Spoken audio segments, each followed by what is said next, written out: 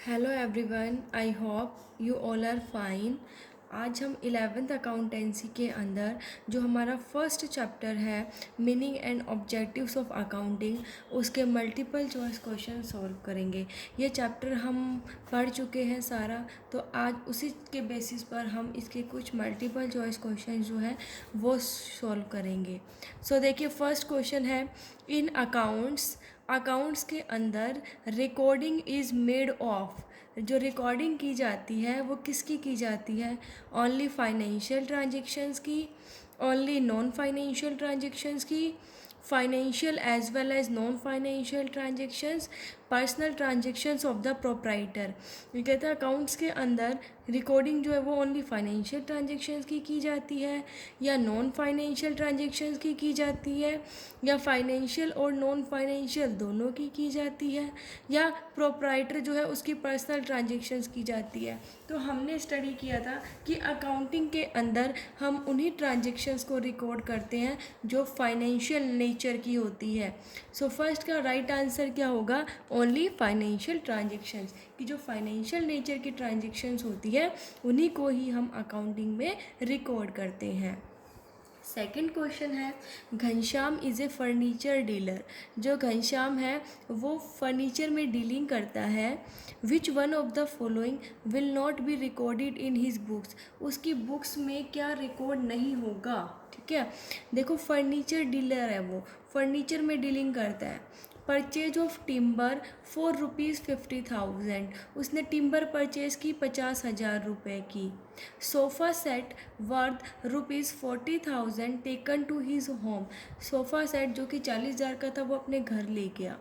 Cell of household furniture ₹5,000, जो उसके घर का फर्नीचर था वो उसने बेच दिया 5,000 रुपये में। Dining table of ₹30,000 given to his friend as gift. जो डाइनिंग टेबल है 30,000 का उसने अपने फ्रेंड को एज अ गिफ्ट में दे दिया। तो फर्नीचर डीलर है, तो कौन सी ट्रांजेक्शन उसकी बुक्स में रिकॉर्ड नहीं होगी? भाई उसने टिम्बर खरीदी वो भी होगी, सोफ़ा सेट घर ले गया तो उसकी दुकान में से तो ले गया, फर्नीचर डीलर है तो भी होगी रिकॉर्ड। लेकिन देखो हाउस होल्ड फर्नीचर बेच दिया, अब हाउस होल्ड का एक अलग हो गया कि घर का फर्नीचर बेच दिया, वो इसमें नहीं होगा रिकॉर्ड। ठीक है, तो इसमें कौन सा नहीं होगा? Sale of household furniture for ₹50,000, ये रिकॉर्ड नहीं होगा। जो डाइनिंग टेबल दिया 30,000 का वो भी रिकॉर्ड होगा। रिकॉर्ड कौन सा नहीं होगा? Sale of household furniture for ₹5,000। Next question है, which of the following transactions is not of financial character. इनमें से कौन सी ट्रांजेक्शन जो है वो फाइनेंशियल करेक्टर की नहीं है?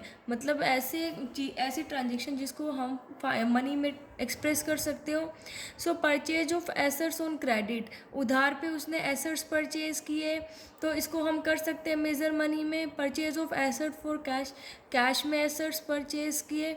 Withdrawing of money by proprietor from business, proprietor ने, मालिक ने क्या किया? बिजनेस में से पैसा निकाला, उसको भी कर सकते हैं, वो भी फाइनेंशियल नेचर की है। स्ट्राइक बाय एम्प्लॉयज़, लेकिन एम्प्लॉयज़ ने कोई स्ट्राइक कर दी, कोई लड़ाई कर दी, ठीक है, तो क्या हम उसको, वो फाइनेंशियल करेक्टर किया, क्या मनी में एक्सप्रेस कर सकते हैं? नहीं कर सकते। तो इन ट्रांजेक्शन में से फाइनेंशियल करेक्टर की कौन सी नहीं है? Strike by employees. Our next question is, last step of accounting process is. Accounting जो प्रोसेस हमने स्टडी किया था उसका लास्ट स्टेप कौन सा है? Providing information to various parties who are interested in business enterprise. क्या करना कि जो बिजनेस एंटरप्राइज में की जो वेरियस पार्टीज हैं, ठीक है, जो इंटरेस्टेड पार्टीज हैं उनको इन्फॉर्मेशन प्रोवाइड करना, बुक्स के अंदर ट्रांजेक्शन्स करना, फिर summary, to make summary in the form of financial statement, to classify the transactions under separate heads in the laser.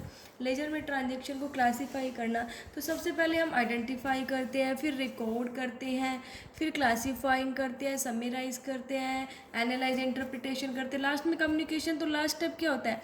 मतलब जो वेरियस इंटरेस्टेड पार्टीज़ हैं उनको इन्फॉर्मेशन प्रोवाइड करना। तो फोर्थ का क्या आ जाएगा आंसर? ए। नेक्स्ट है, internal users of accounting information are. Internal users कौन से होते हैं? जो ऑर्गेनाइजेशन के अंदर होते हैं, ठीक है। तो देखो इंटरनल यूजर्स, पोटेंशियल इन्वेस्टर जो इन्वेस्ट करना चाहते हैं वो तो बाहर के हो गए, क्रेडिटर्स भी। अब है मैनेजमेंट और एम्प्लॉयज़। सो यहाँ पर हमें इंटरनल यूजर्स बताना है अकाउंटिंग इन्फॉर्मेशन का।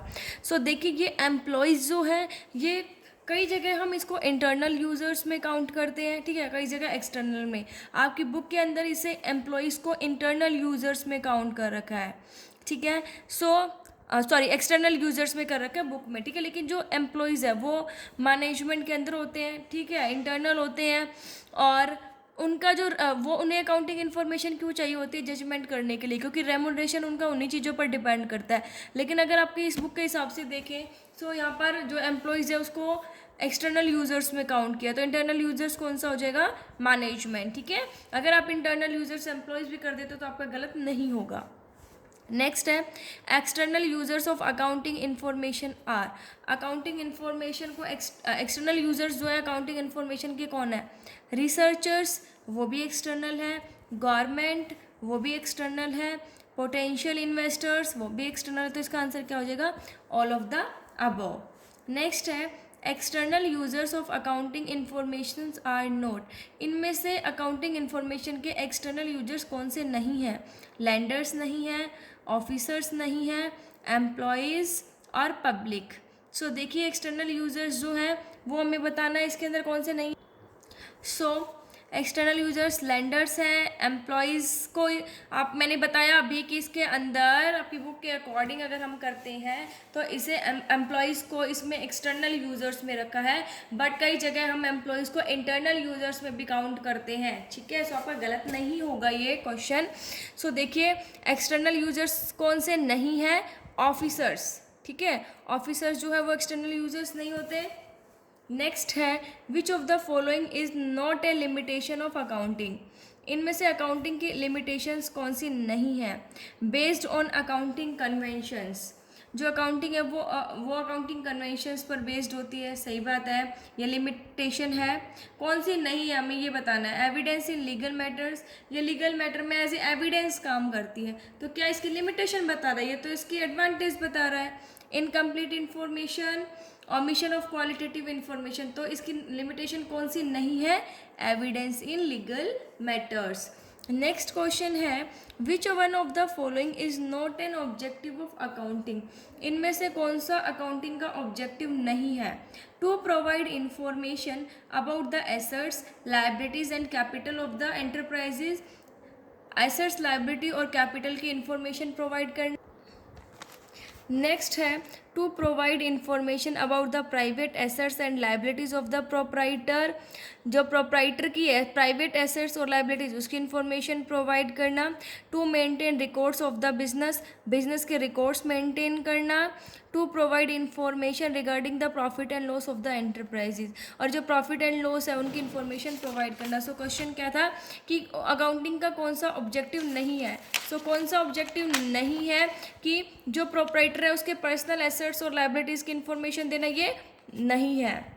नेक्स्ट क्वेश्चन है if accounting information is based on facts and it is verifiable by documents it has the quality of. अगर अकाउंटिंग इन्फॉर्मेशन फैक्ट्स पर बेस्ड होती है और उसे डॉक्यूमेंट से वेरीफाई करते हैं तो वो क्या कहलाता है, रेलिवेंस, रिलायबिलिटी, अंडरस्टैंडेबिलिटी, कंपेरेबिलिटी। तो हमने क्या पढ़ा था किस में होता है, जब जो इन्फॉर्मेशन फैक्ट्स पर बेस्ड होती है जिसे हम वेरीफाई कर सकते हैं सोर्स डॉक्यूमेंट से, रिलायबिलिटी, ठीक है।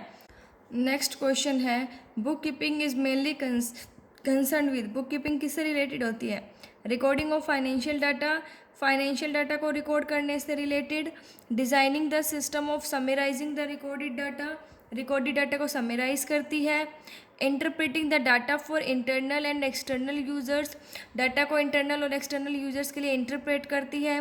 Preparation of financial statement of the business enterprises, और बिजनेस एंटरप्राइजेज के लिए फाइनेंशियल स्टेटमेंट प्रिपेयर करती है। तो बुक कीपिंग ओनली क्या करती थी, क्या करती है बुक कीपिंग, जो आइडेंटिफाइंग और रिकॉर्डिंग करती है, रिकॉर्डिंग क्लासीफाइंग, उसके क्लासीफाइंग के बाद का काम अकाउंटिंग करती है। सो इसके अंदर मेनली किससे रिलेटेड होती है, recording of financial data. Next है which of the following is not a subfield of accounting. Accounting का सब फील्ड नहीं है, फाइनेंशियल अकाउंटिंग है, बुक कीपिंग नहीं था, मैनेजमेंट अकाउंटिंग, कॉस्ट अकाउंटिंग ये है, बुक कीपिंग जो है वो नहीं है।